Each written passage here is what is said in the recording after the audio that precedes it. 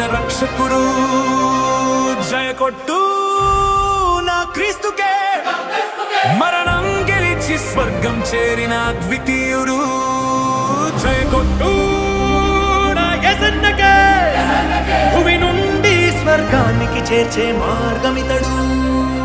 జై కొట్టు నా హోసన్నకే మరణించాక నిన్ను సమాధి నుండి లేపుతాడు భూలోకపు పాపపు నిశిని చీల్చాడు సాహసంగా తన రుధిరమే నిలిచెను పాపము కడిగే ఆయుధంగా